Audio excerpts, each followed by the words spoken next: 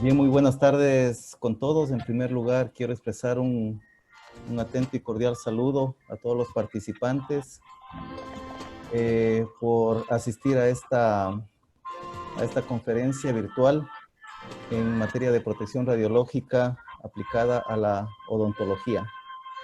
Expreso el agradecimiento cordial al doctor Daniel Pinto por brindar con nosotros sus conocimientos y compartir este tema. Quiero expresar también un agradecimiento a la Escuela de Odontología de la Universidad Internacional del Ecuador. Tenemos el gusto de contar con la presencia del doctor Byron Acevedo, director de la Escuela de Odontología, quien va a dirigirnos a nosotros unas palabras. Inicialmente, lo que voy a hacer es a presentarles al doctor Pinto.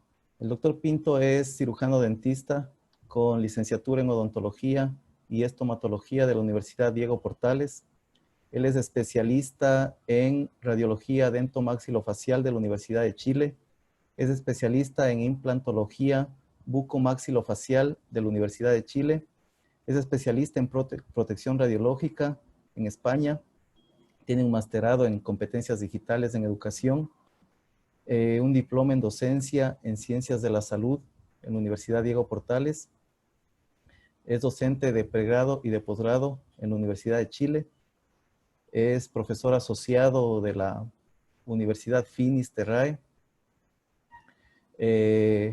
Forma parte de la Sociedad de Radiología Oral y Maxilofacial de Chile. Ha participado como conferencista tanto en su país como fuera del país. Ocupa el cargo de director de la especialidad de imagenología oral y maxilofacial de la Universidad Finis Terrae. En realidad, para nosotros, doctor Pinto, es un verdadero placer el poder contar con usted para que se dirija a nosotros en esta conferencia virtual. Antes de dar inicio a la misma, yo voy a proceder a darle la palabra al doctor Byron Acevedo. Antes que nada, agradecerle, doctor Acevedo, a nombre de la Asociación Ecuatoriana de Radioprotección, por brindarnos su apoyo académico para esta conferencia virtual. Para nosotros es bastante importante de que tengamos el respaldo de la universidad en este tipo de actividades académicas. Le cedo la palabra, doctor Acevedo. Le van a activar el micrófono ahora.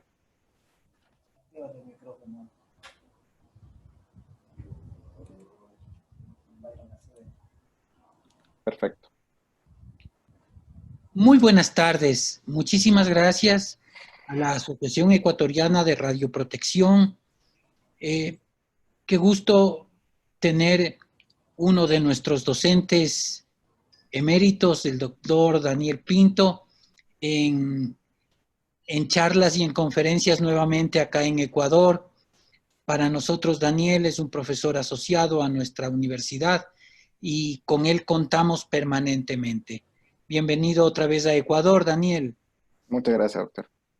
Para la Universidad Internacional del Ecuador y la Escuela de Odontología, es un honor apoyar estas iniciativas que estamos seguros incrementan la actividad académica y el bagaje académico que todos necesitamos actualizar permanentemente. La Universidad Internacional cuenta con una planta docente extraordinaria, con especialistas en todas las ramas para la atención de pregrado. Y hablando del tema radiológico, nuestra universidad hace respeto absoluto de las normas de bioseguridad que de la radiología se desprenden. El manejo de la radiación como fuente de imagen para nosotros es de respeto absoluto. Aplaudimos este evento, aplaudimos la necesidad que tenemos los ecuatorianos y nuestras instancias para saber manejar y utilizar esta herramienta de la manera más segura posible, biológica. La evolución de la radiología a la tomografía han sido trascendentes. Sin embargo, nosotros vemos que en cuanto a protección no contamos con instancias que nos demuestren exactamente eso, una actividad real en cuanto a protección, y se ha hecho de la radiología un comercio indiscriminado. Nosotros estamos preocupados por lo que pueda ocurrir al respecto, más aún cuando en esta época se han incrementado las dosis de radiación permitidas por institución, por equipo y por unidad de trabajo. Nosotros queremos aportar, y la academia tiene la obligación de aportar con conocimientos para que esto ocurra. La especialidad odontológica no es menos importante que las otras, y en odontología se utiliza montones de veces el equipo de rayos X, tanto el equipo estándar como las variaciones tomográficas y los equipos Conevin. Para la odontología, la radiología es el eje fundamental sobre el que se desarrolla, y necesitamos tener normas y principios claros, tanto en la parte tecnológica de uso y administración de los equipos, como en la parte práctica, en la parte académica, en el diagnóstico y en la proyección de diagnósticos. El salto radiológico que se ha dado en estos últimos años, han sido fundamentales para el desarrollo de múltiples especialidades que sin el aporte de la radiología no hubieran podido crecer. La Asociación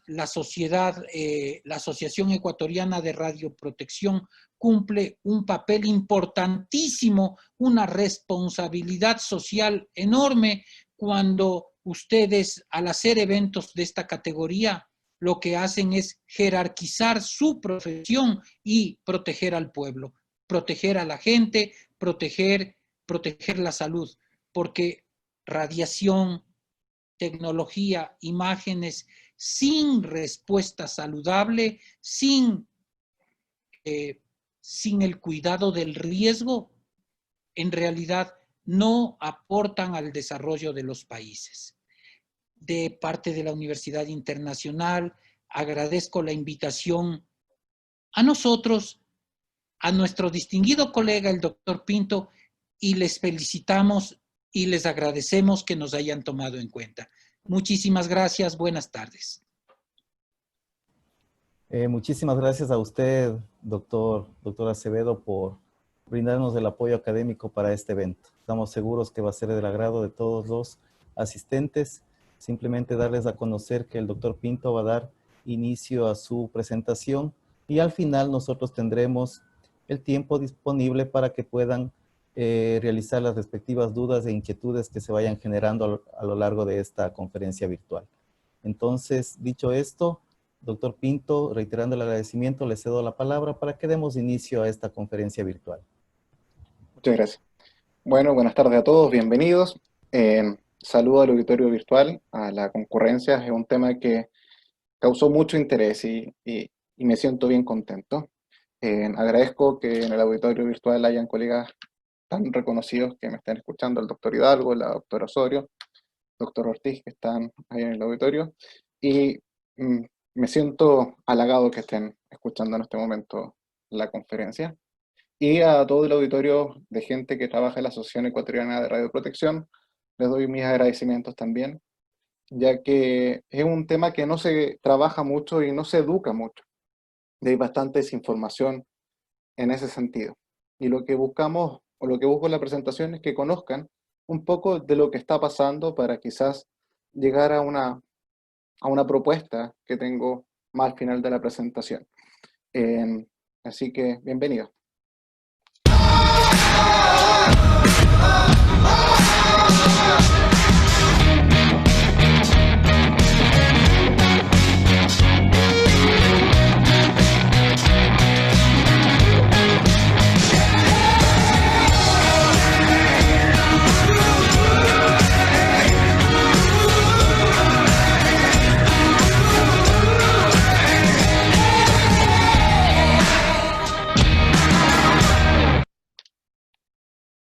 Bien, hola nuevamente, y tengo el gusto de trabajar en tres instituciones de educación en mi país. Una de ellas es la Universidad de Chile, mi aula formadora de los postítulos. En ella hago actualmente labores de pregrado, de docencia universitaria. Mi otra escuela que me recibe con los brazos abiertos es la Facultad de Ontología de la Universidad de Finisterra. En ella tengo el cargo actual de director de posgrado de Imagenología y hago una labor en Duoc UC como académico. Ambas instituciones, las tres instituciones a mí me entregan mucho a mí que hacer. En una desarrollo una labor técnica profesional educando a técnicos de odontología, en otra hago una labor de educación de postítulo y en la tercera hago labor de educación de pregrado. Esto me permite estar en los tres niveles educativos y con una visión totalmente integradora, algo que me gusta y me hace muy feliz. Y espero seguir así por mucho tiempo, ya que educar es algo que me gusta. Algo que me pone muy contento es esto que logró la Facultad de Odontología en el Congreso. Nosotros somos una de las primeras sociedades de radiología, somos la primera sociedad de radiología a nivel mundial de dentomaxilofacial que se creó en Chile. Después de haber dado vuelta al Congreso por varias partes del mundo, regresó el 2015 a Chile. La Facultad de Odontología tenía a su haber muchos equipos de radiología, los cuales restauró estéticamente y están en la actualidad exhibidos en el Museo Nacional de Odontología acá en Chile.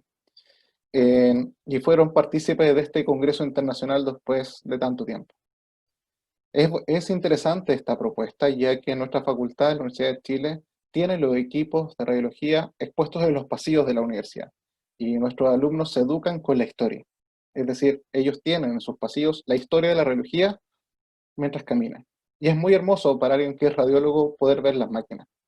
Yo les pido respeto y que me perdonen si uso alguna terminología a los colegas que son del área de física, de radioprotección más específico, ya que yo vengo desde la parte clínica. Desde la parte clínica me estoy introduciendo en la radioprotección y les voy a mostrar mi realidad, lo que a mí me ha tocado ver y vivir acá en Chile.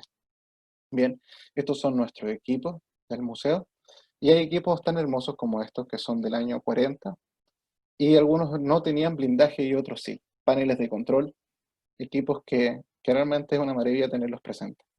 O estos dos equipos que me muestran a mí el cambio de concepto, y el cambio de concepto que provocó la radioprotección y el blindaje probablemente tal. De que equipos de uso ontológico con el tubo expuesto, con un radiador para externo, y equipos que ya tenían en su interior un blindaje y estaban sellados. Estas dos imágenes para mí son muy icónicas y me gustan muchísimo. Pueden buscar el link, hay una página web con todas las imágenes del Museo Nacional de Odontología de la Facultad de Odontología de la Universidad de Chile. Los dejo cordialmente invitados. Me gustaría hacer una breve introducción, qué es lo que nosotros hacemos en radiología oral y maxilofacial, y nosotros trabajamos principalmente en el área de radiología, no voy a referirme a imagenología, sino radiología probablemente tal. Trabajamos con tres máquinas, una es el equipo intraoral o el periapical, que están viendo ahí ustedes en la imagen. Trabajamos con un equipo panorámico y trabajamos con un equipo de tomografía de alta resolución con BIM. Para ir nivelando un poco el auditorio, porque hay de todos los niveles educativos participando, el equipo intraoral convencional, clásico que todos tenemos, trabaja con un kilovoltaje promedio entre 50 y 70 kilovolt, con un miliamperaje promedio de 5 a 10 miliamperes. Y trabajamos con tiempo de exposición de 0,1 segundo hasta 2 segundos permite el equipo. Normalmente trabajamos con tiempo de exposición de 0,8, 0,4, 0,2 segundos.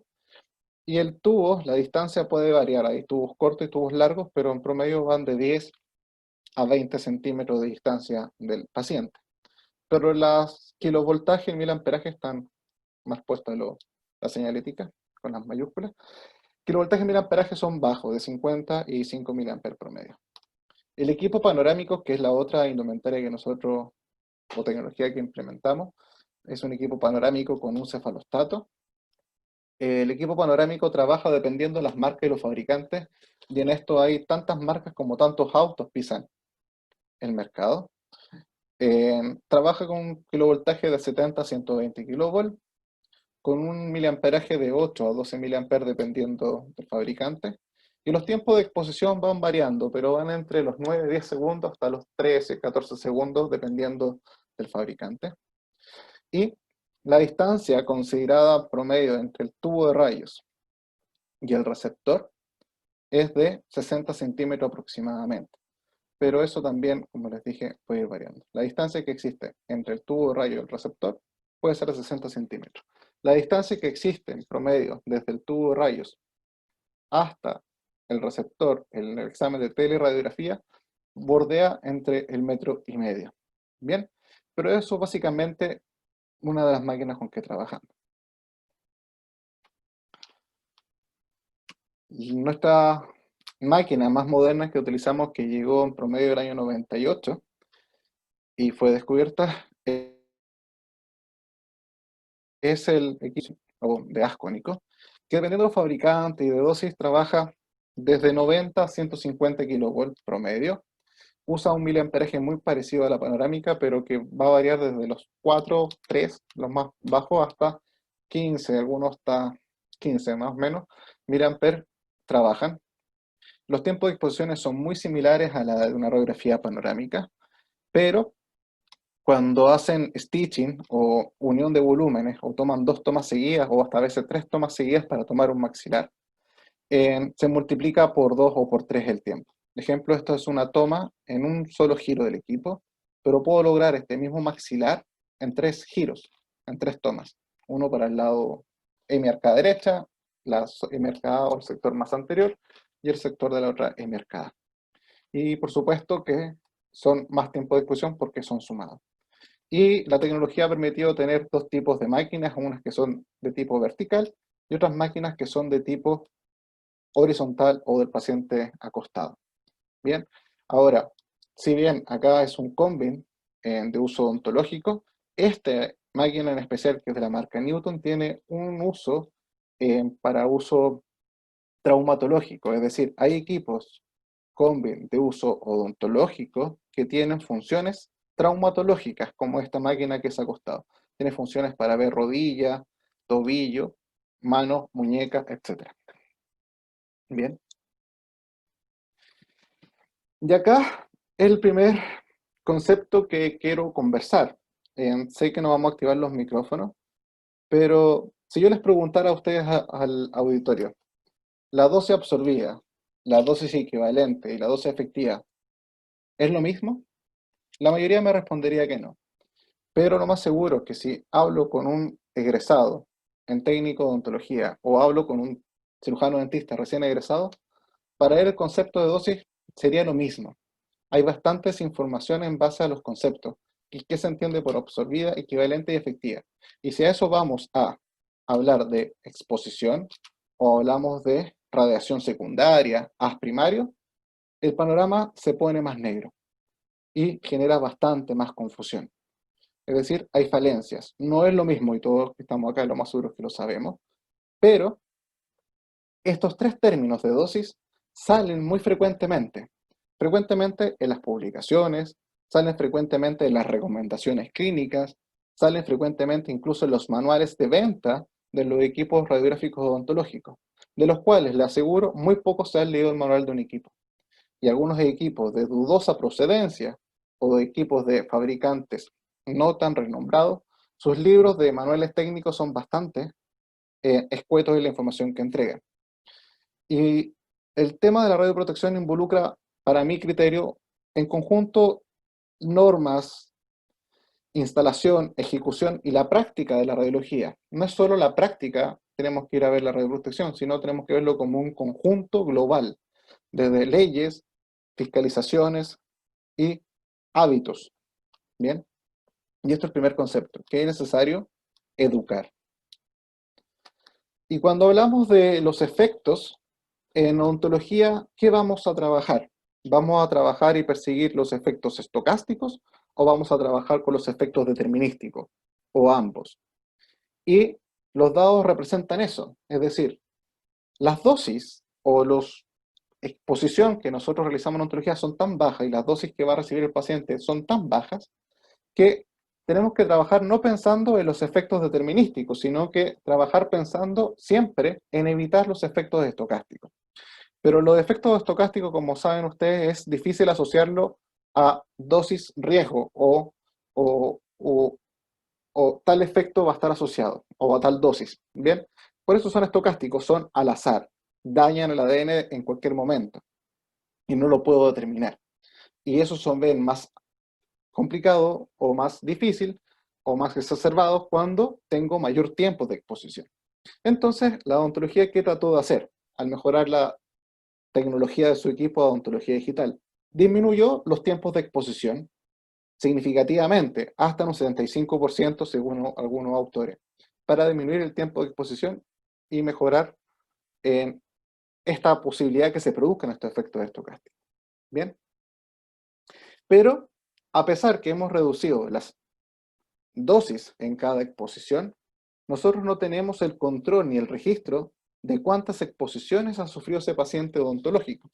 Y esto me quiero referir como el mol odontológico o el mol radiográfico y la oferta radiológica.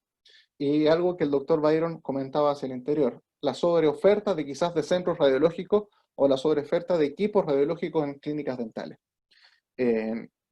Acá en Chile hay una regulación y siempre en todos los lugares de Sudamérica hay regulaciones al respecto, pero las fiscalizaciones no son las más adecuadas. Entonces, un paciente, ejemplo, que estudia en una universidad, acá en Santiago de Chile, se toma un set de exámenes radiográficos y va a la universidad B a par de 2 meses porque el presupuesto o el alumno no le gustó. Va y ese alumno nuevo que le recibe le dice, uy, esta radiografía no me gusta, no, esta radiografía está mal tomada, y las desecha y le hace una nueva toma radiográfica al paciente. Entonces, así el paciente hace un mol radiológico tomándose distintas exposiciones en distintas partes y no existe un registro centralizado de las radiografías. Y tampoco existe en muchas partes, en muchos centros radiológicos, un control de calidad realizado por un profesional competente, por un radiólogo oral y maxilofacial. Todo ese descontrol o desorden administrativo genera ser también un problema de la radioprotección, a mi forma de ver personal. No están solo las medidas de resguardo al operador ni al paciente, sino que todo el ambiente que engloba esta situación. Bien. Pero a pesar que nuestras dosis son bastante bajas, existe literatura, poca, pero hay, y les traje una de las dosis, que habla del 2010, que los equipos radiográficos dentales pueden causar daño a la tiroides, cáncer. Esto es control de un estudio de caso. Esta literatura indicaba que se ha informado con mayor riesgo de cáncer de tiroides en un dentista, asistente dental o trabajador expuesto a radiación ionizante a radiografías dentales se había asociado a un mayor riesgo de sufrir quizás problemas de tumores salivales o algún daño a la tiroides. Y encontraron ellos una asociación significativa a un mayor riesgo de cáncer de tiroides, pero que no era dependiente, no había relación a la edad, al género, ni a la nacionalidad, ni al nivel de educación. Bien, entonces hay reporte. Esto me lleva a otro concepto que es necesario tener claro, que en los cursos de radioprotección nosotros hacemos bastante hincapié, que el encargado de la radioprotección en ese centro debe ser juicioso, debe observar, ser metódico y llevar un orden. Bien, ¿a qué me refiero con esto?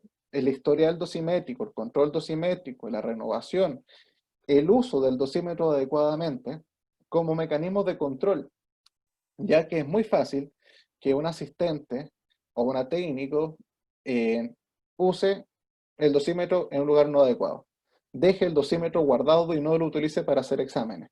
Ande con el dosímetro y se va a tomar un café. Bien, esas conductas no son las adecuadas y es el encargado de radioprotección de ese centro, aunque sea de un solo equipo, debe estar observando y fiscalizando localmente. ¿Ya? Porque esas conductas llevan a tener un error. Me explico. Asistente dental que trabaja tomando exámenes radiográficos por mucho tiempo. 20 años conmigo, ejemplo. Llega y me dice, doctor, me hice una ecografía de mi tiroides y me salieron unos nódulos. Voy a ver si lo hago pasar como enfermedad laboral, porque desde que yo trabajo con usted siempre he estado con usted. Me asusto y me preocupo. Veo mi registro y mucho tiempo salía nivel mínimo del umbral necesario para que se informe en el historial. pero mucho tiempo sale, no se entregó dosímetro, no se entregó dosímetro, dosímetro extraviado, etc. Todo ese registro de historial me va a generar una complicación a futura, porque voy perdiendo evidencia de confirmar que el actuar de mi asistente fue el correcto y que yo en mi centro llevé todas las normas. Y me puedo ver en una complicación legal posterior, ¿bien? Por ese registro. Entonces hay que ser muy juicioso en la gestión de los documentos y ser muy respetuoso de las leyes y de los protocolos, ¿bien? Para evitar sorpresas.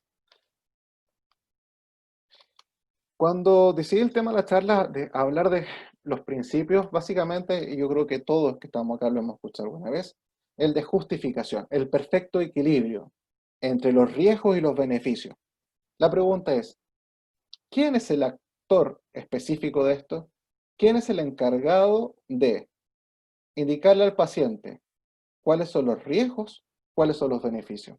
¿Es el clínico quien indicó el examen? ¿Es el radiólogo en el centro quien tiene que tomar la decisión? Y esa dualidad o esa, ¿cómo decirlo? Esa ambigüedad en este concepto puede llevar complicaciones. Sin lugar a dudas, el clínico es quien debe necesitar y pedir el examen que él necesita para su cuadro clínico y debe indicarle al paciente cuáles son los riesgos y los beneficios. Nosotros podemos ser el segundo filtro como centro de rayo e indicarle, hey, sí, está correcto, el examen sirve, pero quizás podríamos verlos de otra forma, quizás desde otro punto de vista. Ahora, ¿por qué este segundo control? Porque nosotros tenemos más conocimiento y más estudios que el colega que está indicando el examen, ¿ya? Porque él es dentista general y no tiene formación tan avanzada como quizás lo tiene el radiólogo encargado del centro, ¿bien? Entonces, llegar a este justo medio es sumamente importante. Cuando hablamos del principio de optimización, que por todos ustedes es muy conocido que es ALARA, o el término más acuñado actualmente es ALADA, la radiación más razonable para el diagnóstico clínico. Y en ese concepto la ontología también es un poco variable. ¿Cuánta radiación necesito? ¿Cuánto es lo justo para hacer mi diagnóstico? Entonces, la inexistencia de protocolos y la creación de protocolos locales, quizás no realizados con radiólogos o no realizados con una visión de la radioprotección, generan un poco de confusión. Es común ver protocolos quizás en universidades que el paciente que ingrese total, paciente que ingresa una radiografía total más panorámica, cuando quizás no se justifica todo ese avatar imageneológico y solo por su condición bucal, él está sano y necesita solo un estudio radiográfico para ver calientes fraccionales, que son 4 tomas, y no 18 o 15 tomas radiográficas más una panorámica.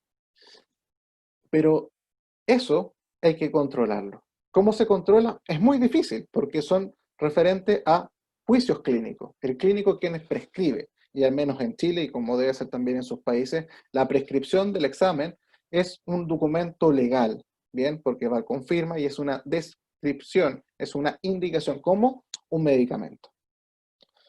Cuando trabajamos de límite de dosis, eso nos atañe directamente a los centros de radiología o al clínico responsable. Y debiera ser un radiólogo, debiera ser el profesional universitario que está dentro de ese servicio quien limite ese concepto. El nivel técnico quizás no tiene todos los contenidos para resolver esa encrucijada y dar respuesta. Bien, ya que el límite de la dosis puede ser que yo justifico una segunda exposición por ser un paciente niño, o no justifico una segunda exposición porque el paciente tuvo antecedentes de un SEA de tiroides, o el paciente viene en silla de rueda, tiene una condición especial que me impide tomar el examen adecuadamente y voy a modificar la indicación del clínico por otro examen que sí lo pueda. Entonces, esto está muy de la mano del juicio, del criterio, pero debemos siempre llegar a un justo medio para lograr cumplir los 3 principios universales: justificación, optimización y limitación de dosis.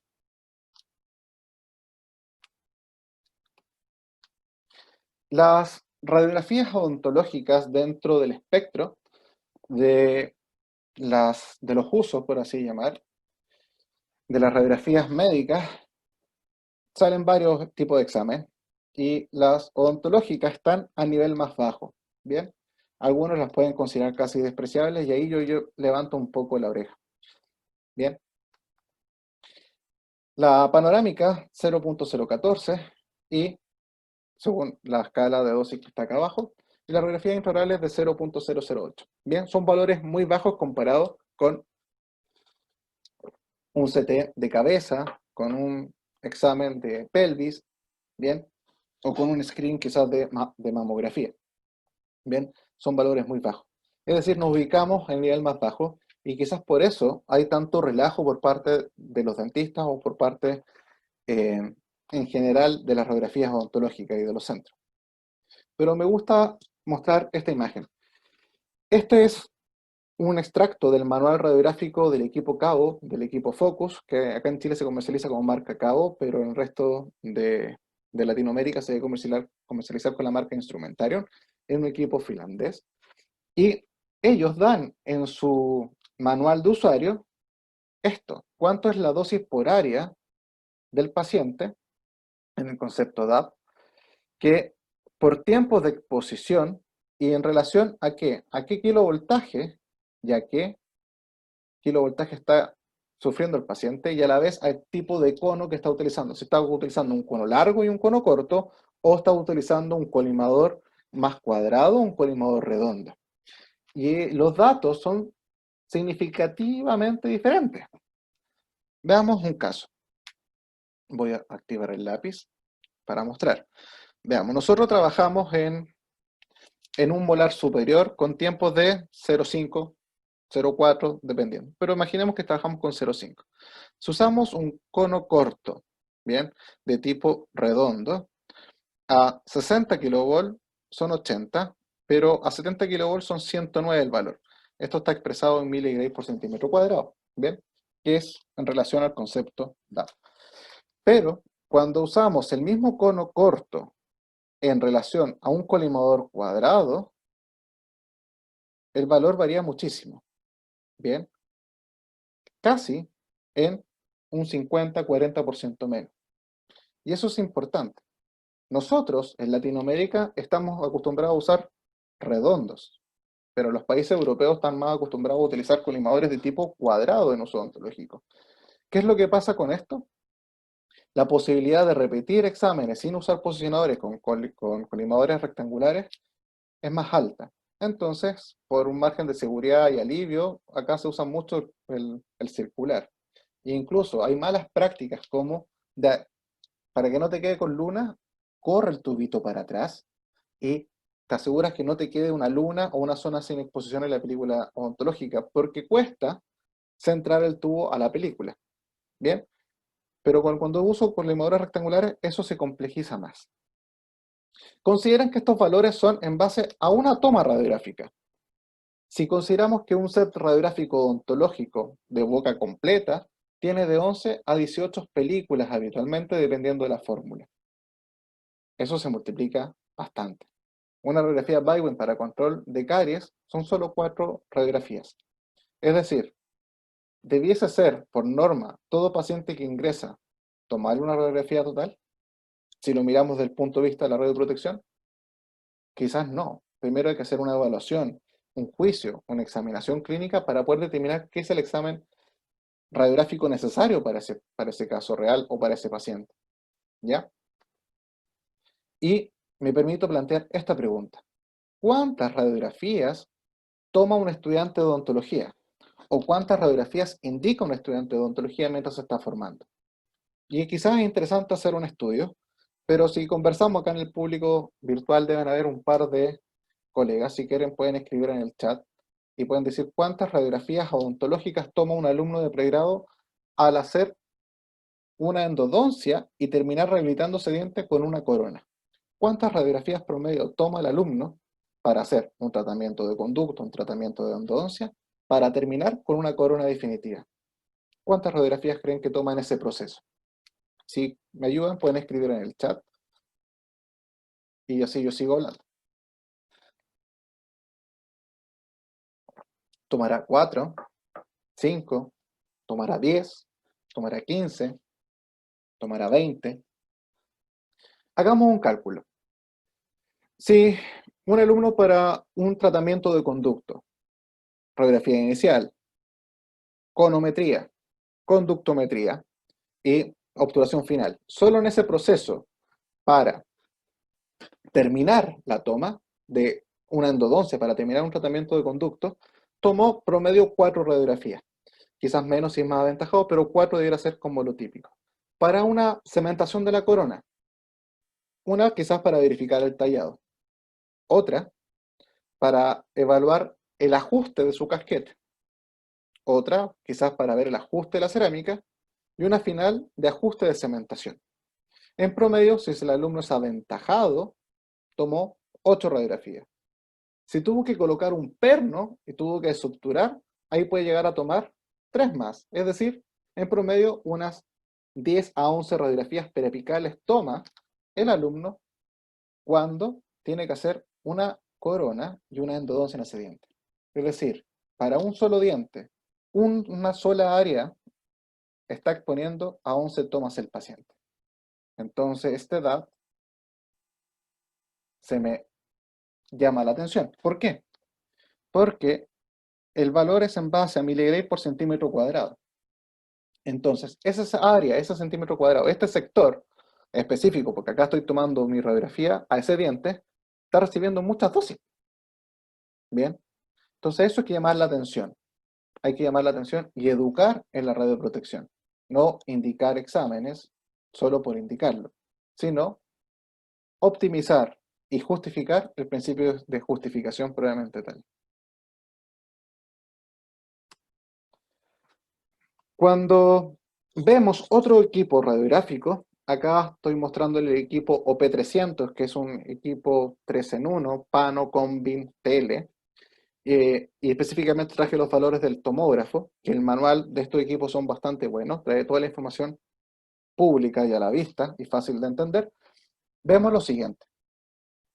Podemos observar que tengo distintas ventanas, una ventana estándar, en tamaño, el FOB de la máquina, los tiempos de exposición, si son a una baja resolución o una resolución normal, para arriba baja resolución, para abajo alta resolución, o HD y no HD, como quieran llamarlo, o dosis baja, dosis alta.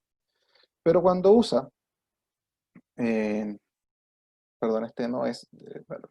Pero veamos lo siguiente. Cuando el equipo usa una dosis alta, una resolución alta, una ventana grande, los valores de exposición promedios de 12 segundos, y el equipo se demora 20 segundos en girar, y toma muchas proyecciones, y usamos distintos valores de exposición de miliamperaje, llegamos a la sorpresa que el equipo, los valores de dosis, son muy distintos. Bien. Y cuando veo ese último valor, ya no es tan bajo. Y incluyéndome, yo a veces cuando dicto charlas digo que puedo comparar un tomógrafo con una radiografía panorámica, y a veces me siento que educo mal, porque efectivamente lo que digo es cierto, pero a valores muy bajos. Puedo llegar a comparar una panorámica con un combi, pero no en los exámenes habituales, donde el clínico busca una alta calidad, alta información, una calidad de imagen muy bonita, y que la imagen sea preciosa, y para eso necesito colocar mucho tiempo de exposición, necesito colocar dosis mayores quizás, y si mi dueño del centro utiliza estos parámetros de un miliamperaje alto, con una resolución alta y el tiempo de exposición alto, los valores de dosis son altos. Bien, entonces eso hay que tener en consideración. ¿Quién hace la indicación o el criterio de los valores de exposición ante situaciones clínicas reales en el equipo? ¿Se podrá hacer o no se podrá hacer? ¿O el clínico, en este caso el radiólogo, va a tomar el examen siempre? ¿Él pondera los riesgos y los beneficios de estos valores según el criterio, lo antecedente en la ficha? ¿O solo llego cuando tengo que repetir? Mi visión personal, y quizás algunos colegas radiólogos que están en el auditorio pueden no estar de acuerdo conmigo, yo soy de la idea que el radiólogo maxilofacial, el radiólogo, debe estar en el centro siempre y debe estar ayudando y monitoreando su personal técnico, ¿bien? Como un capitán del barco, ¿ya? No puede estar aislado. No me gustan los centros de radio sin informes radiográficos, ya que quitan valor y respeto a la especialidad y le quitan el respeto a todos que estamos acá defendiendo la radioprotección y el cuidado.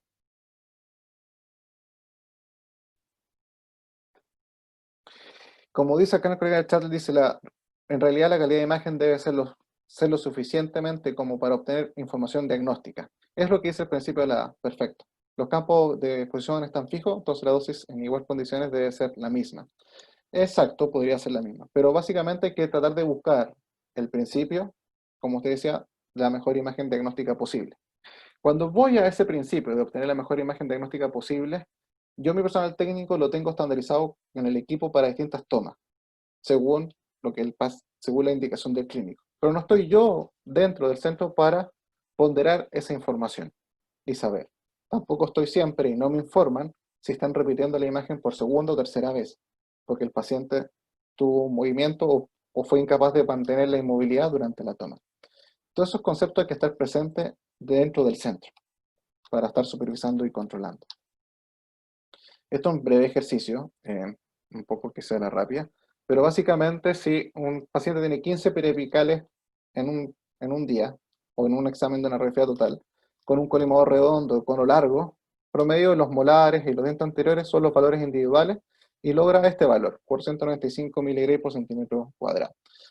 Tiene sus distinciones porque el área y radial son distintas en centímetros cuadrados, pero promedio pudo haber logrado una dosis de 495.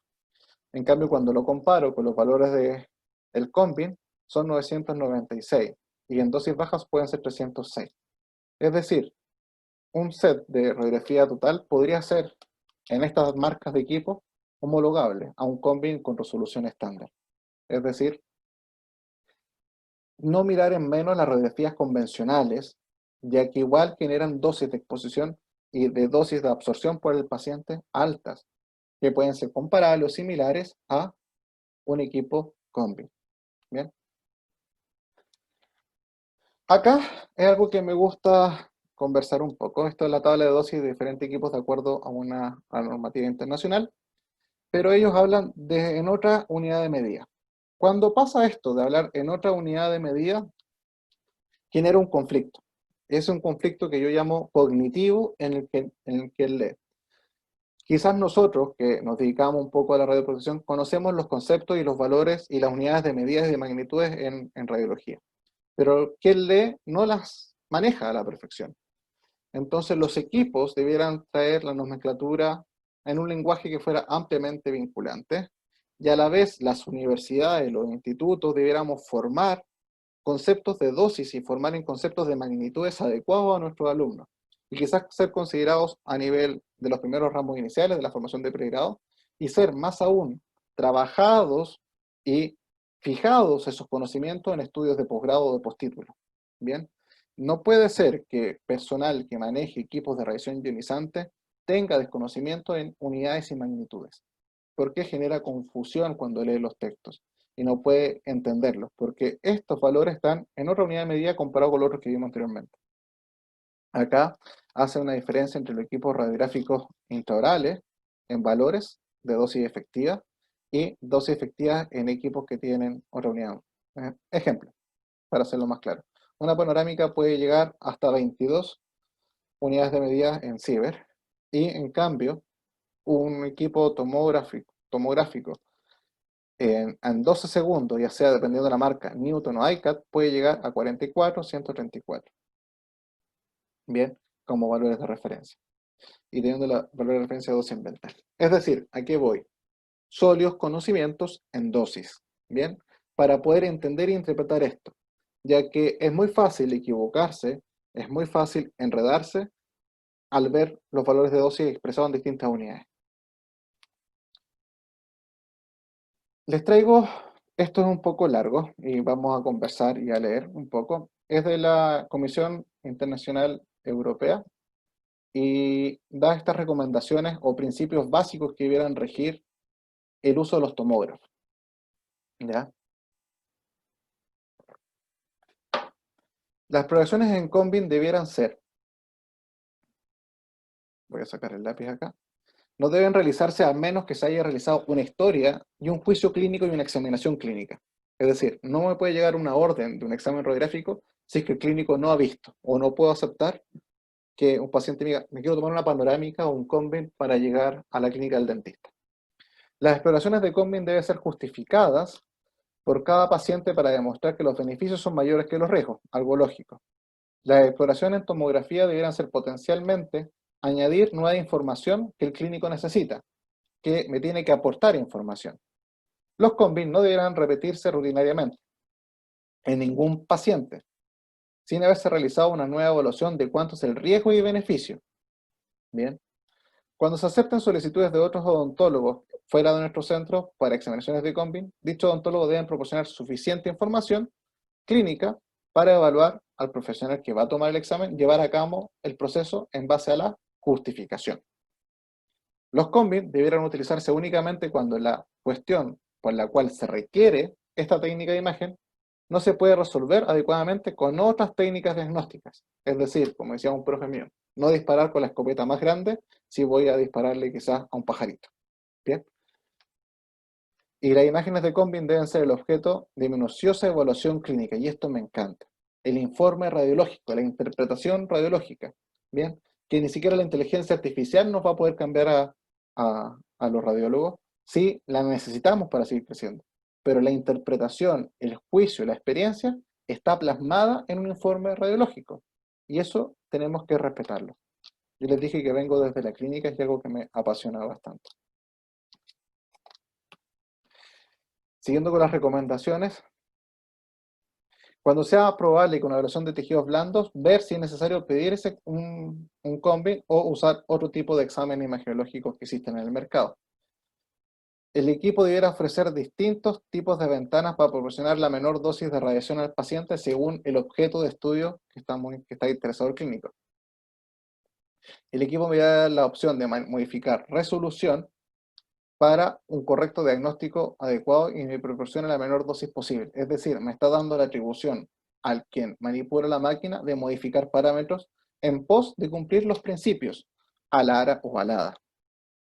Para cada instalación de un combin, y esto ya va la parte más administrativa, debe establecerse e implementar un programa de garantía de calidad, que es un protocolo interno que al menos en Chile todo centro radio debe tener un manual de riesgos de exposiciones ionizantes. Las ayudas para una correcta posición del paciente, indicaciones y las luces marcadoras del equipo probablemente tal. Las instalaciones nuevas de combin deberían someterse a un examen crítico y detallados de prueba de aceptación, que son las autorizaciones de funcionamiento de las máquinas y las autorizaciones de la sala de procedimiento.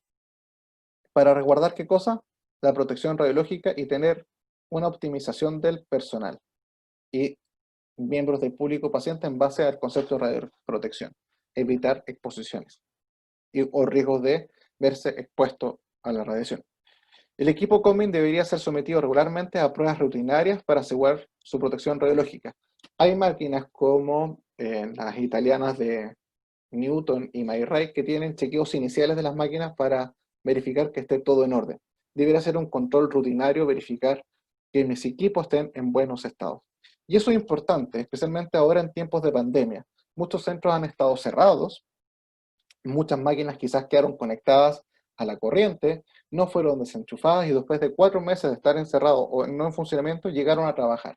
Esas máquinas hay que hacerles un reinicio.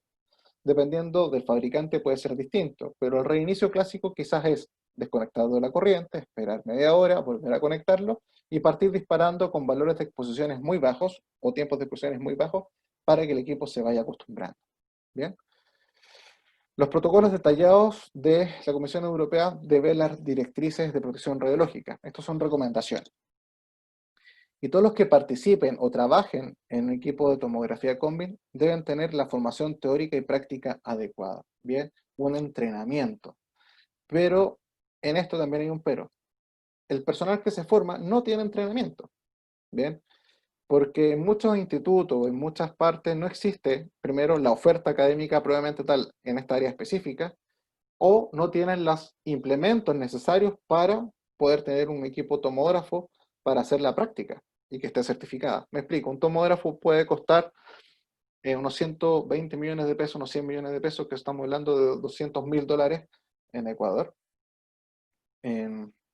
Entonces, varía mucho. Entonces, la formación en esta área debe existir y quizás es una necesidad, pero orientada a personal que va a trabajar en con esos equipos. Bueno, seguimos con el concepto de educación. Y es por eso que se hace necesario formar en radioprotección, pero en COMBIN sí, pero yo creo que es necesario formar en odontología. Hace falta, y es un poco lo que tratamos de hacer con la doctora Osorio y el doctor Stay, dar en nuestro curso de radioprotección que dictamos en la Universidad de Chile, es un enfoque más al odontólogo, ¿bien? Con cosas prácticas de la vida diaria para ayudarlos, ¿bien? Los odontólogos responsables de las instalaciones de tomografía que no hayan recibido previamente el entrenamiento teórico y práctico deberían someterse a un periodo adecuado de entrenamiento en una universidad o en un instituto equivalente.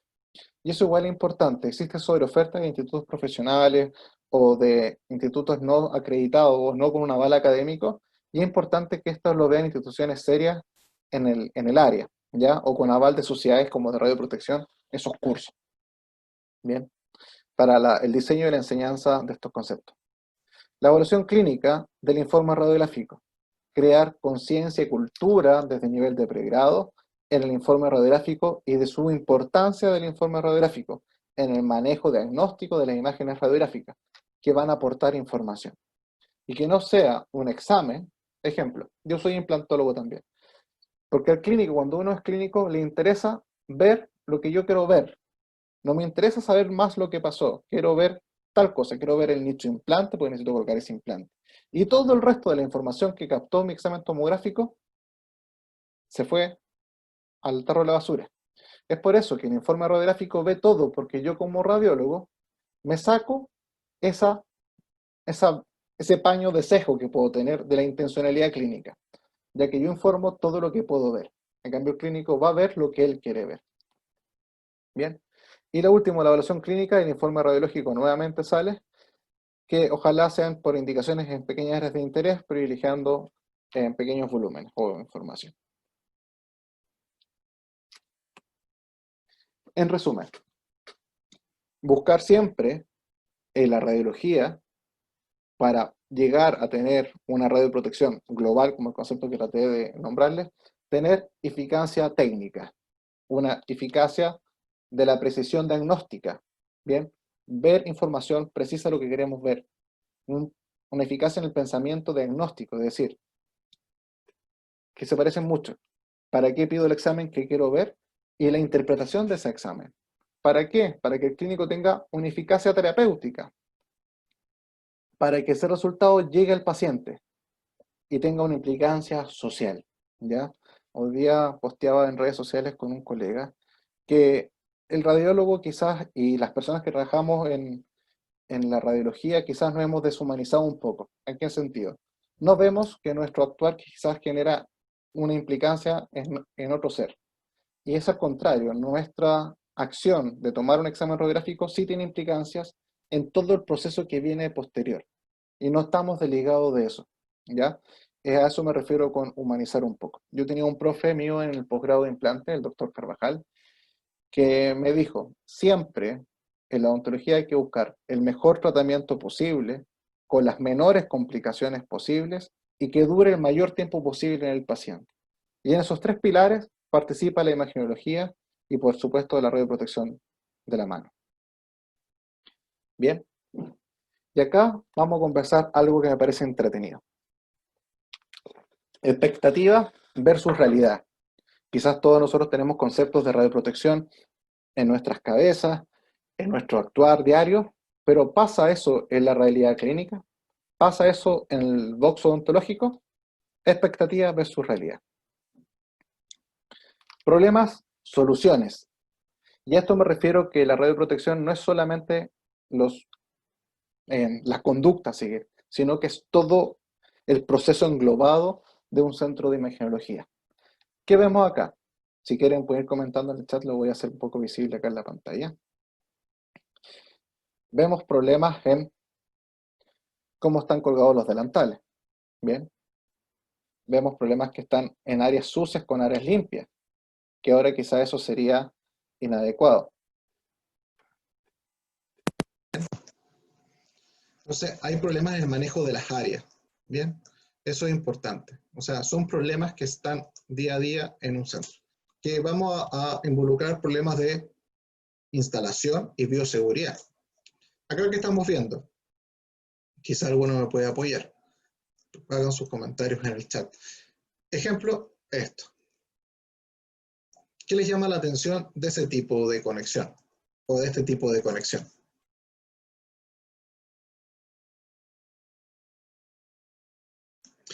Voy a aprovechar de responder la pregunta mientras algunos me comentan en el chat. Me preguntan acá, ¿qué información recomienda usted que debe contener un informe radiológico considerando la radioprotección? Sí, buen punto. Yo trato de formar a mis futuros alumnos que en el área específica de la tomografía, no lo aplicamos tanto en radiología 2D, el informe debe ir con una descripción del examen en su parámetro inicial. Se realiza examen en equipo tanto con tal ventana, con tales valores de exposición, y quizás agregar el DAP que esas máquinas me están entregando en la toma. Bien, se realiza el examen en bipedestación y se realiza examen en bipedestación o paciente acostado con mecanismos de radioprotección tales como con delantal, etcétera, o collar tiroideo. Bien, trato de que eso vaya en el membrete inicial de cualquier interpretación en exámenes de tomografía al menos. Y esa es la información que considero que debe estar puesta en el informe. Acá la doctora Marlene dice, no existe un regulador de voltaje para la protección del equipo. Es un mismo lugar, corrientes débiles con corriente de fuerza, diferentes tipos de enchufe y conexión eléctrica desordenada. Correcto. Todo esto pueden ser riesgos, ¿bien? Bueno, ahí ustedes pueden ver que está expuesto. Pero esto es la realidad de un servicio imagenológico que está autorizado para funcionamiento. Algo que a mí no me gusta es que estos tipos de enchufes son alternativos. Fue modificado del original de la fábrica, ¿bien? Está manipulado y lo uso o está intervenido, algo que no me gusta. ¿Ya? Bien, vamos a responder, Tania, la pregunta más tarde. Bien, con referente al manejo de la bioseguridad. Es un tema la bioseguridad actualmente en odontología. Ahí el doctor Hidalgo quizás me puede ayudar más. El doctor Hidalgo, que está en el laboratorio virtual, él desarrolló el manual de bioseguridad referente a COVID de la Sociedad de Radiología Oral y Maxilofacial de Chile. Así que él quizás me puede apoyar un poco cuando lleguemos al momento de las rondas de preguntas. Bien, problemas o soluciones. ¿Qué estamos viendo ahora en esta imagen de este servicio? ¿Qué le llama la atención? ¿Qué no les gusta? Está creciendo una planta en nuestro servicio. Bien. ¿El equipo está en buen o está en mal estado? Observen.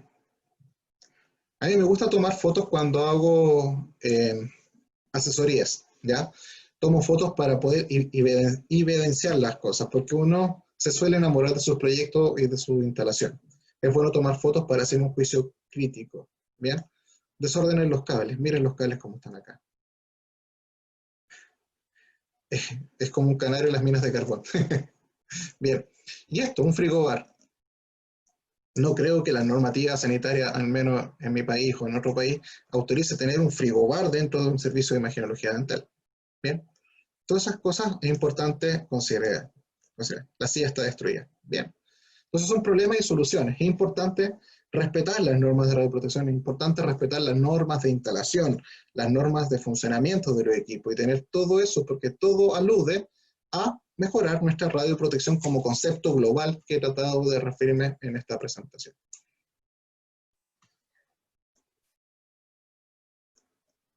Acá, en esta otra imagen, ¿qué observan? ¿Estamos bien o estamos mal? Acá en Chile, y lo más seguro que en sus países, ¿debe haber una ventana tan grande en la misma sala donde hay el equipo de radiografía? Buena pregunta. La ventana, el visor, ¿es muy grande la ventana para ver al paciente o es la adecuada? ¿Qué dice la normativa? Puede variar quizá en cada país de Latinoamérica, pero debe ser lo suficiente para yo poder ver a mi paciente cómodamente. En Chile existen en pasillos ahora la normativa de colocar cajas protectoras de los disparadores para que evitar exposiciones por terceros, ya que se apoyó, etc. Otro concepto que veo bastante es el uso de colores en los símbolos de radioprotección o de radiación ionizante. usan el color violeta con amarillo o el amarillo con negro indistintamente en radiología odontológica. Bien, eso también genera confusión, no genera un lenguaje vinculante, un lenguaje común. ¿Ya? Les voy a tratar de pedir a los moderadores que me vayan anotando algunas preguntas para ir tratando de responder en el camino. Bien, esta puerta no tiene ventana o una mirilla para mirar al paciente. Bien. Problemas y soluciones. Acá es un poco más grave. Y acá quizá me gustaría detenerme un poco más. Si quieren pueden ir comentando lo que van viendo mientras yo voy activando nuevamente el lápiz. Bien, tal equipo mural puesto puede tener sus errores en la instalación del equipo, pero miren el complejo de cables que hay, pasando al lado de un radiador. Bien, si hago un aumento, miren las conexiones de los cables en este momento. Ese cable que quizás es el disparador ingresa a una caja eléctrica. Son imágenes de salas distintas, ¿ya? Por eso las dividí. Pero estoy mostrando el mismo error en dos salas distintas, ¿bien? Lo mismo pasa acá, errores en los cables. Para mí esto es un problema gravísimo. Y como decimos acá en Chile, no entender absolutamente nada de radioprotección y no entender absolutamente nada de radiología, ¿ya? ¿A qué me refiero con esto? Los equipos vienen de fábrica, ¿bien? Los equipos pueden ser casi como un hijo para mí que es radiólogo, o puede ser el auto que quizás siempre quise estar materializado en una máquina por el valor económico que estos tienen. Pero el técnico que me lo instala quizás no es un técnico certificado, o quizás lo instaló Pedrito, que es mi maestro, que me ayuda a las labores comunes, y me instaló el equipo como él creyó que había que instalarlo. ¿Bien? A eso falta educar. Me manipuló el equipo porque, ¿sabes qué? Este panel de control no me gusta que esté acá adentro, pero Pedrito no me lo puede sacar para afuera de la sala. Entonces, no se preocupe, doctor, yo le voy a hacer una conexión que yo sé hacerla, y le saco el cable hacia afuera y le pongo un botón de timbre. Y modifiqué todo este panel. Es decir, las manipulaciones a los equipos originales me pueden generar fallas, me pueden generar errores, complicaciones. Los equipos son más tecnológicos que los de antaño, pero una falla en mi cronorruptor me puede generar un daño, sí, me puede generar que el equipo siga emitiendo radiación, un problema en la consola o en el equipo que manda el equipo digital también. Y todo eso no tengo justificación del fabricante ni garantía con esta manipulación del equipo.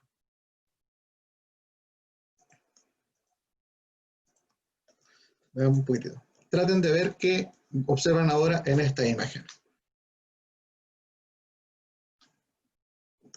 Bien, ¿qué estamos observando acá ahora? Voy a usar otro color.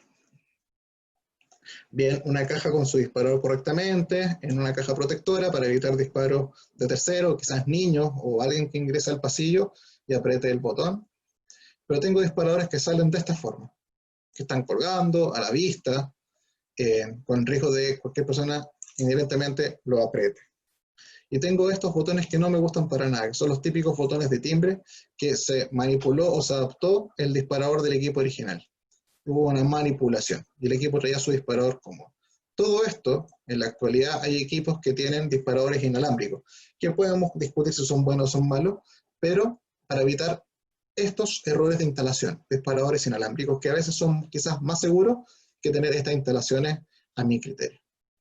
Y todo eso orienta al mismo concepto que he tratado de mostrar hoy día.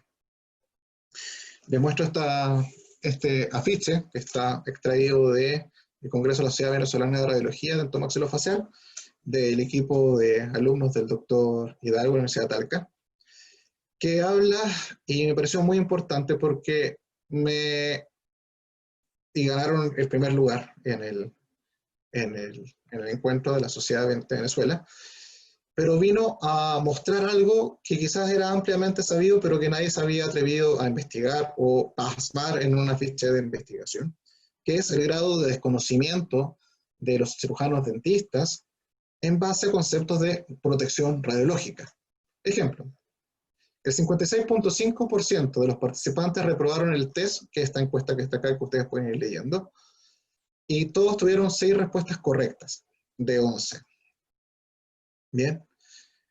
Y él discute que el conocimiento de protección radiológica al cirujano dentista, sin información adicional de un curso de radioprotección, es insuficiente. Esta investigación resulta de importancia en la exigencia de un curso de radioprotección obligatorio en la formación de los dentistas en su malla de pregrado, y quizás como requisito para operar equipos de radiología. Eso es así, o sea que en Chile tengo que hacer un curso de protección radiológica para poder manipular equipos, y al igual que sucede allá con ustedes en Ecuador. Pero estos contenidos deben ser trabajados a nivel de pregrado, y ser casi como una dogma, como una filosofía dentro de todo el proceso formativo, porque la radioprotección parte enseñándose los ramos más básicos y parte su aplicación en la clínica, es decir, esto es transversal al proceso formativo de cualquier estudiante.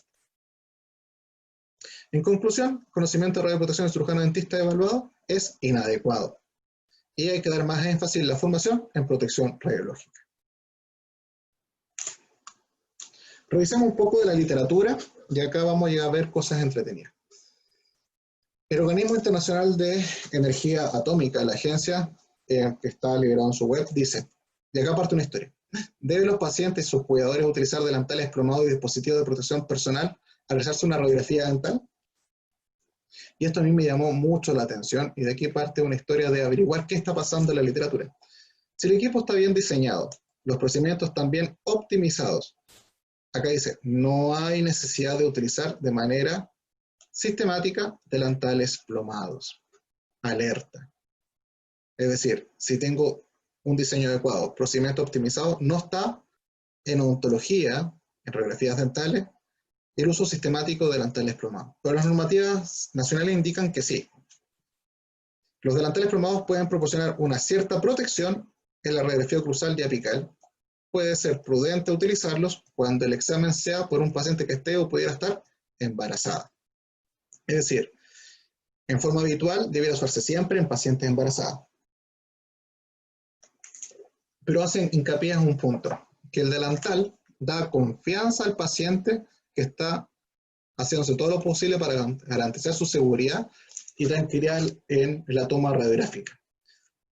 Y ese concepto de tranquilidad encuentro sumamente importante, ¿ya? Más aún con toda esta historia de Chernobyl, con esta serie de HBO, que llegó a alarmar un poco más a la población y de los miedos de la radiación, que encuentro que es muy positivo, de que van teniendo un poco más de respeto a los exámenes imagenológicos. Y acá dice que son también aconsejables utilizarlos en precaución en caso de equipo o técnicas de exámenes que no hayan sido verificadas por un especialista. Es decir, si no estoy yo en el centro, deben ser como de uso rutinario por parte de mi personal técnico. Bien, pero esto me llamó mucho la atención, porque yo no considero y no enseño en mi formación a mis alumnos a no usar delantal plomado. Pero la Agencia Internacional de Energía Atómica me dice, puede ser de especial el uso y úselo solo en embarazada. Y me hizo levantar la alerta. Y por eso al principio de la presentación dije, nosotros tratamos de evitar en odontología los efectos estocásticos. Bien. Y el manual que nos rige a nosotros en Chile, de protección radiológica y quizás, ejemplo, traje el GES de embarazada, acá dice que siempre optimizar las radiografías intraorales en el embarazo, pero que tengan un diagnóstico de patologías y que sea el examen adecuado, ¿ya? Y se deben aplicar todas las medidas de minimizar la exposición y minimizar la radiación hacia la mujer embarazada.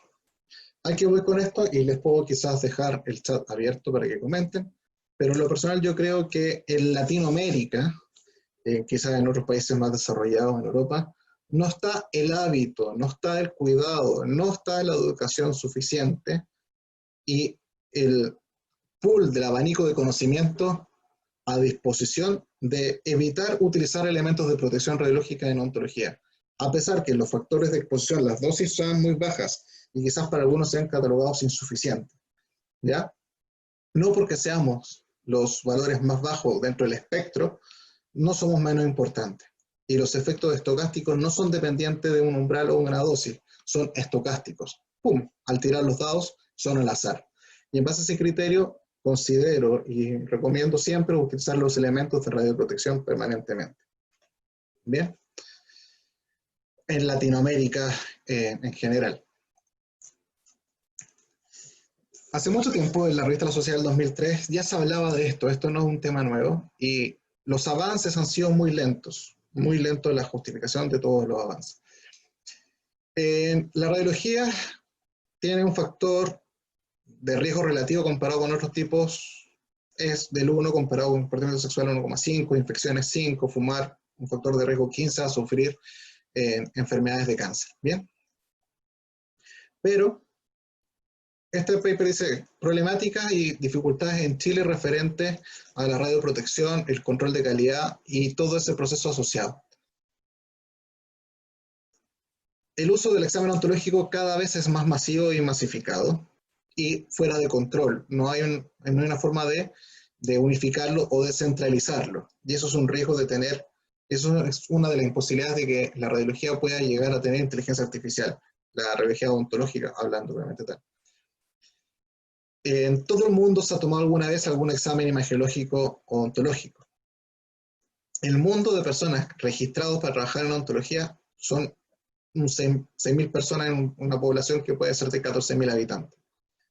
¿Cuáles son las dificultades? Lo mismo que les mencionaba, no existe un programa único nacional de protección radiológica y control calidad. No se actualizan y falta documentos regulatorios, normativos en base al uso en odontología realmente tal. No existencia de estándares de calidad de prácticas radiológicas, dificultades en el registro y licenciamiento de los equipos, falta de fiscalización, vigilancia y control radiográfico, falta de recursos humanos en las centrales de fiscalización de las unidades respectivas, dificultades de capacitación y entrenamiento adecuado y orientado al personal que se va a trabajar. ¿Y por qué hago esta distinción? El curso de protección radiológica lo pueden hacer cualquier persona que va a desempeñarse en la parte industrial, agroindustria, en minería o salud. Y creo que debe hacerse una distinción en los que van a hacer salud, agroquímica, etc. Hacer un curso más orientado, más específico, que tan amplio, ¿ya? Hacerlo más objetivo, más atingible a la realidad del desempeño que ese personal va a tener, ¿bien? No saca nada con hacer un curso quizás con nosotros, que se va a dedicar a utilizar equipos de rayos ionizantes en minería y hacerlo en una facultad de odontología.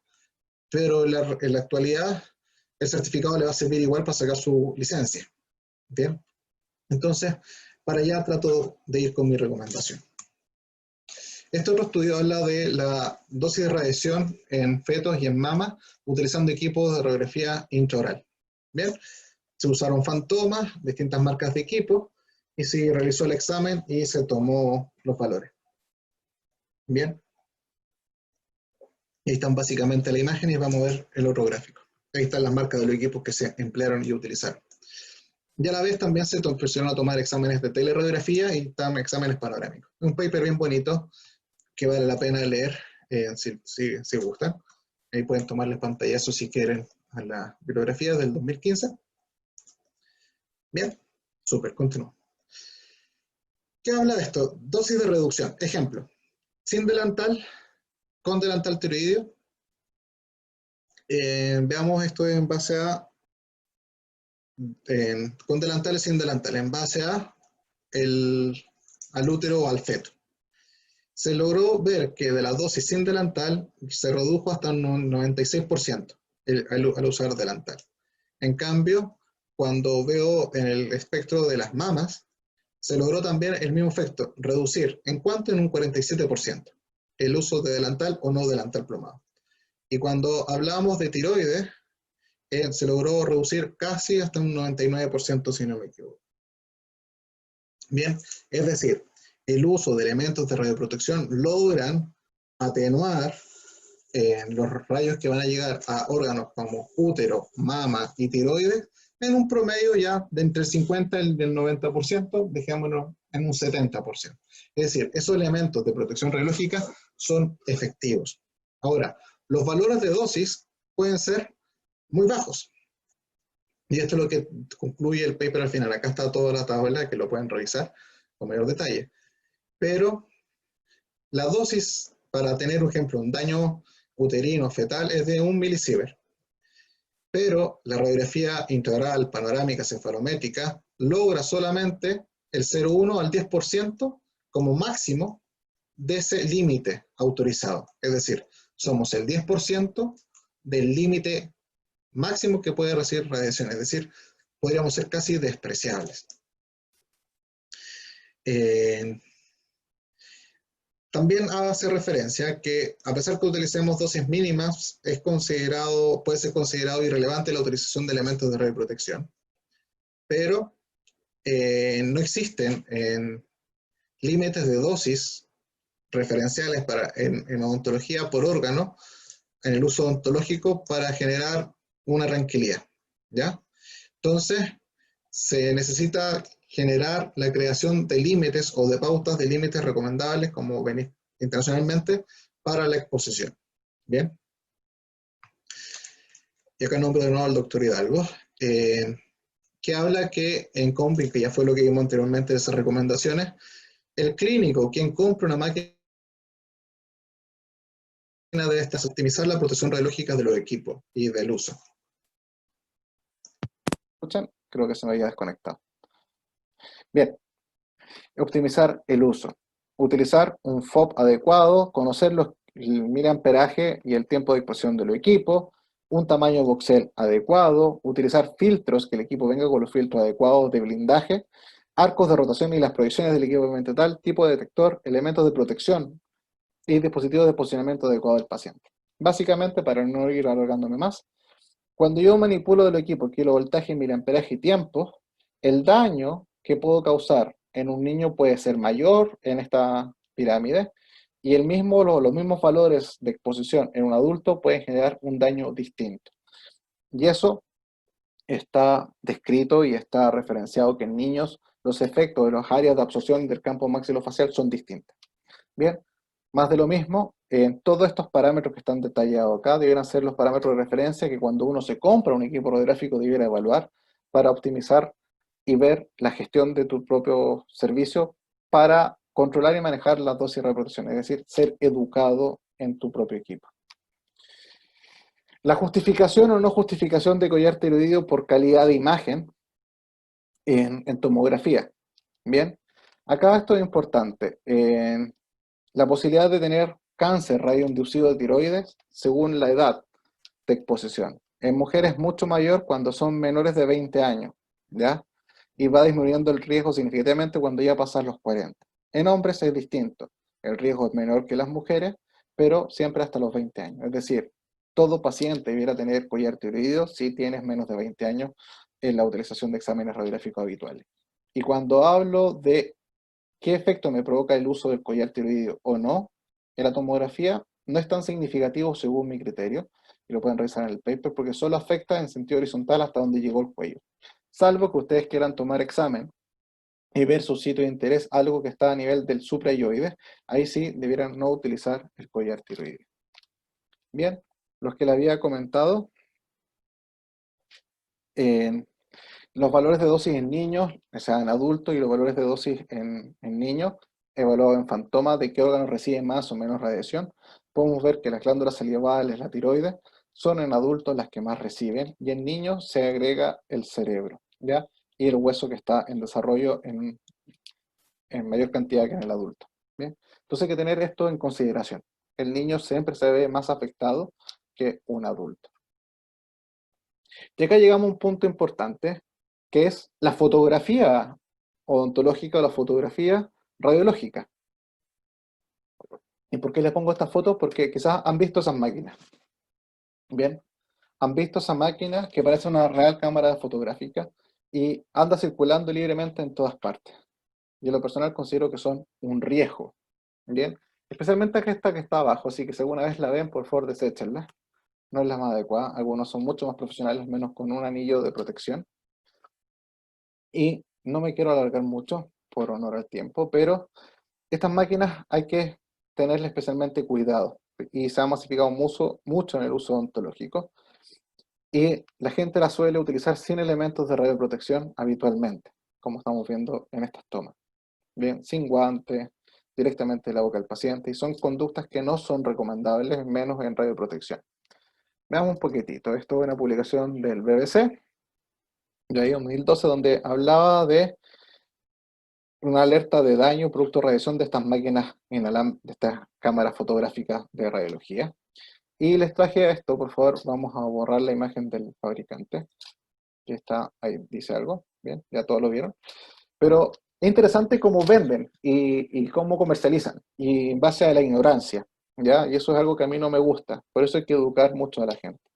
A lo largo de nuestra vida nos exponemos a niveles bajos de radiación a los cuales nuestro cuerpo se ha adaptado. Sin embargo, demasiada radiación puede dañar tejido y cambiar la estructura celular, etc. De aquí, pura verdad. Este equipo, al ser equipo de rayos X portátil y pequeño, no alcanza a pesar 2 kilos. No me está justificando la información anterior. Se reduce el tiempo de exposición hasta un 70%. Puede ser verdad, pero me justifica en parte esa información. En relación a sistemas tradicionales. ¿Qué ofrece este equipo? Yo asumo que ofrece este equipo para mejorar versus un equipo mural estos dos conceptos. Movilidad, seguridad, debido a la baja exposición a radiaciones que ofrece, y accesibilidad. Pero prometen y venden equipo y muestran la información que a ellos más les interesa, pero no hablan de toda la verdad de estos equipos. Bien, no digo que no se puedan utilizar, pero hay que utilizarlos con las medidas adecuadas de protección radiológica.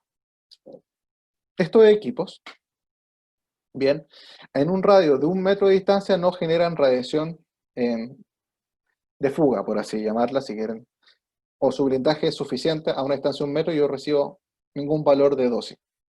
Pero si estoy a 1 centímetro de ellos, el equipo sí genera radiación exterior, que es la que está declarada acá en miligrados por hora.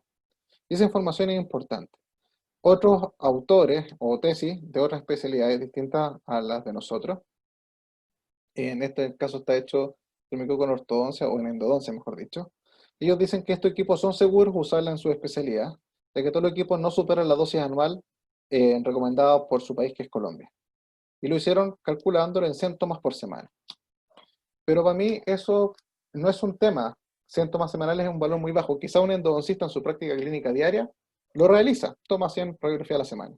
Pero un centro radiográfico con buen flujo puede tomar hasta 1125 radiografías periapicales a la semana, que distan mucho de ese valor. Y claramente con ese valor va a superar las dosis umbrales o las dosis máximas permitidas, anuales permitidas.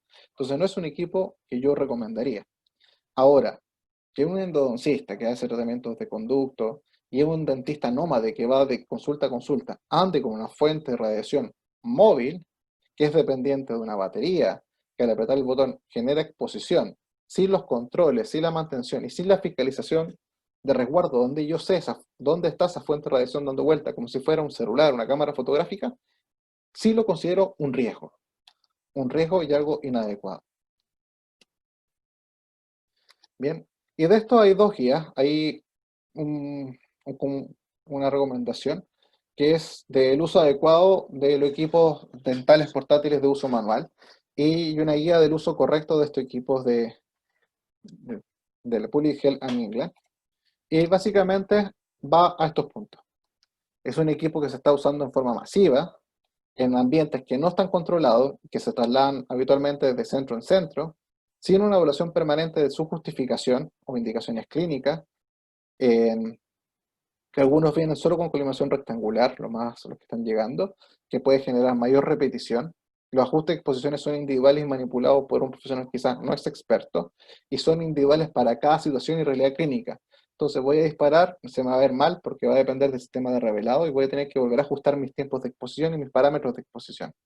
Son equipos que trabajan con un miliamperaje mucho más pequeño y los cuales pueden verse alterados en sus tiempos de exposición y pueden ser quizás hasta mayores para poder lograr una imagen óptima, diagnóstica.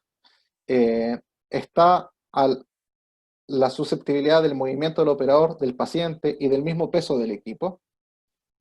Necesariamente necesitan utilizar protección personal el operador y el paciente, y necesariamente necesitan un entrenamiento de uso de estas máquinas para poder optimizar y llegar a cumplir estos principios de ALARA y ALADA. Y esta guía del New England es interesante porque ellos dan como un checklist de parámetros que tú tienes que verificar antes de utilizar estos equipos, y está libre en la web. Y acá está totalmente detallado qué tienen que fijarse para hacer ese chequeo y ese checklist. y decir sí o no en el formulario de solicitud de autorización. No sé cuál es la realidad que tienen ustedes en Ecuador, pero en Chile estos equipos lamentablemente tienen autorización de comercialización, se pueden vender, pero no tienen autorización de sanitaria para su uso o autorización de funcionamiento por ser consideradas fuentes móviles. Y normalmente terminan escondidos en un cajón, tapados y usándose en forma ilegal o inadecuada. Estas literaturas y en una exposición del doctor Hidalgo mencionó que estos equipos sí están recomendados y indicados para un uso específico y son para pacientes postrados o pacientes con dificultad motora, donde el examen convencional habitual de radiología no está, ellos no pueden acercarse, y en pacientes en medicina forense para estudios de odontología legal. ¿Cuál es mi propuesta? La que les vengo a transmitir, que es necesario educar a los profesionales en radioprotección en el área odontológica en sí, que es necesario quizás conversar y nombrar valores de referencia internacionales en el uso odontológico y protocolos específicos para la odontología, que es necesario que la profesión respete los principios de la radioprotección y las recomendaciones internacionales al respecto, que debemos hacer, y esta es sumamente importante, evaluar una realidad latinoamericana, considerando nuestra sociedad, nuestra idiosincrasia y nuestra población, que es muy distinta. Seguir con autoridades regionales y el rol importante de las sociedades de hacer este tipo de charlas y educar a las personas y tener un posicionamiento político, por así llamarlo, en la parte de administración, en la regulación y tener voz, ¿bien? Y siempre considerar esto, que en cada país puede ser distinto. La comercialización, la instalación, la acreditación y la autorización sanitaria y cumplir con todas las normas. Pero sobre todo que estas instancias distintas, que pueden estar reguladas por oficinas administrativas distintas, por ejemplo, del Ministerio de Salud, conversan entre sí. Acá está la Comisión Chilena de Energía Nuclear, el Instituto de Salud Pública, el Servicio de Salud y el Servicio de Salud en base a salud ocupacional. Y esas cuatro entidades muchas veces no conversan y los protocolos son distintos. Yo creo que es necesario generar en radioprotección el curso de protección radiológica, pero con los distintos tamices o tamizaje o los distintos enfoques necesarios para cada área específica, ya que la diferencia del actuar clínico va a variar entre si me dedico a la parte de ingeniería o si me dedico a la parte de salud. Para mí ha sido un gusto estar con ustedes y si me quieren contactar, son mis mails de contacto, mis redes sociales, Instagram, Facebook o LinkedIn. Y si tienen sus teléfonos móviles, los invito a que escaneen ese código QR, por favor, y los va a direccionar a una aplicación que se llama Meters y para que den su comentario en una palabra qué les pareció esta charla. Bien, bien, doctor Pinto. Brillante participación, brillante exposición. Tengo aquí en lista algunas preguntas. Con respecto a los mandiles y protectores de tiroides, ¿cuántos milímetros de plomo o equivalente de plomo se deberían utilizar? Según lo que está escrito en estos papers, hablaban de 1.25. Ya era algo recomendable de utilizar. Bien. La siguiente. ¿Qué porcentaje de riesgo existe en realizar procedimientos odontológicos o de rayos X en tiempos de pandemia? Los riesgos están asociados a que, dependiendo de cómo lo quieran evaluar, pero normalmente podemos considerar las radiografías intraorales como generación de aerosoles cuando el paciente puede hacerme una arcada o puede toser producto de la técnica de colocar la película interior de la cavidad bucal. Las recomendaciones internacionales indican, ya que todo esto se va cambiando constantemente, es optimizar y utilizar equipos de imagenología extraoral en vez de tomas intraorales. Bien, para evitar un contagio necesario del operador. Las nuevas normativas en Chile indican que debiera existir un periodo de ventilación entre toma y toma del paciente de 30 minutos entre paciente y paciente posterior a la toma del examen radiográfico y un proceso de desinfección de todo el box odontológico. Y ahora el uso de qué mascarillas podemos entrar a conversar y eso da un tema para discusión, ya que algunos recomiendan el uso de la KN95 con protector facial y otros indican solo el uso de mascarilla quirúrgica y el protector facial. Bien, ahí no me sabría referir porque no me he dedicado mucho a averiguar, pero sí, es un tema que está en permanente, está en boga actualmente. Muy bien. Siguiente. ¿Cómo debería ser el pedido para tomografía de una pieza para endodoncia? ¿Cómo debe ser la orden radiográfica o el pedido del examen? Básicamente, indicar qué deseas saber en la orden. ¿Cuál es el diagnóstico clínico en formato inicial? Quiero diagnóstico clínico tal. Y deseo saber tal cosa de ese diente. Y de esa forma, el quien va a tomar la orden va a determinar si puede utilizar una ventana pequeña o no.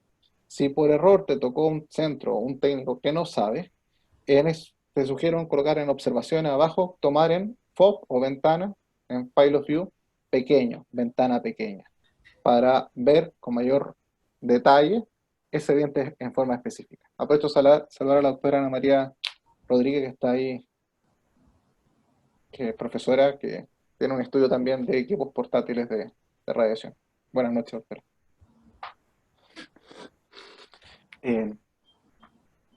Siguiente pregunta. Muy bien, doctor. Sí. Tengo otra pregunta por acá. Dice lo siguiente. ¿Hay datos de dosimetría en extremidades para este tipo de equipos? De extremidades no sabría decirte, me considero ignorante en esa área. Lo que sí te puedo decir que los equipos Newton, de la marca Newton, y el equipo 5XG, el equipo tomógrafo Comping, que tiene rendimiento en traumatología, mano y rodilla y tobillo. Desconozco el manual técnico de la máquina, en Chile no se ha vendido ninguno hasta el día de hoy, pero llegaron a la venta el año pasado. Había un tema a revisar. Correcto. Bien. Pero sí sé que en otorrino, los médicos otorrinos están utilizando mucha tomografía médica. De acá en Chile tenemos un referente que es el doctor Ison Sepúlveda, que tiene mucha experiencia en esa área. Muy bien. Bien, siguiente. A ver, acá tenemos una pregunta de Marlene Melgar. Nos dice, buenas tardes, doctor. ¿En su país existe vencimiento de la licencia de operador y operación en rayos X?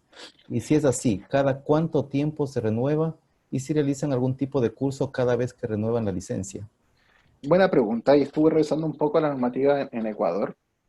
Acá en Chile uno realiza el curso por una sola vez. Ese curso queda registrado o certificado con una resolución. Y la licencia que te otorga acá el país para poder manipular equipos de radiación se tiene que renovar cada 3 años. Pero en ese proceso de renovación no te exigen un curso de radioprotección nuevamente porque ya lo tienes cursado. Creo que eso quizás es necesario un nuevo curso para la renovación o cada cierto periodo de tiempo una renovación de los conceptos, ya que las recomendaciones pueden ir modificándose bajo cierta cantidad de tiempo. Tengo entendido que en Ecuador es requisito hacer el curso nuevamente en cada renovación, si no me equivoco, pero acá en Chile no. La renovación de la licencia es cada 3 años y tienes que haber rendido el curso con el certificado, tenerlo una vez. Lo que sí, para la renovación te piden el historial dosimétrico para poder hacer la renovación. ¿Usted considera que en las universidades se debe implementar el puesto de oficial de protección radiológica, dado que diversos estudios revelan nivel regular a malo de conocimientos de protección radiológica en los estudiantes?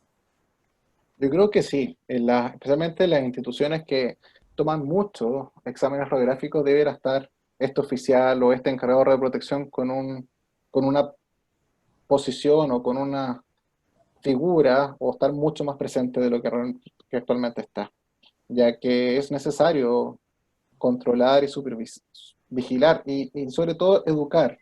Esto es como, yo lo trato de comparar con la saliva, como la saliva no se ve, la gente no la respeta y no le tiene miedo, ¿ya? Y los rayos, como no se ven y no se sienten, tampoco la gente le tiene miedo. Y por eso es necesario educar. Quiero agradecer a los colegas que están en el auditorio, que son radiólogos maxilofaciales conocidos y que estén presentes escuchándome, es un halago. Así que le doy las gracias nuevamente a mis colegas que estén acá. Muy bien. Doctor Pinto, en realidad para nosotros es un verdadero placer el haber contado con su valioso aporte académico en esta conferencia virtual. Quiero agradecer una vez más el apoyo brindado por la Universidad Internacional del Ecuador, y también quiero hacer extensivo el agradecimiento a la doctora Yolanda Guerra, quien ha sido quien nos ha ayudado bastante para que se cristalice esta conferencia. ¿Algunas palabras finales, doctor Pinto? Sí, agradecerles a todos los que participaron respondiendo las preguntas. Acá al final es bonito ver en una palabra el resumen de la conferencia, porque es gratificante ver que el objetivo que uno tenía era acercar un poco este tema a todo en general, y se logró.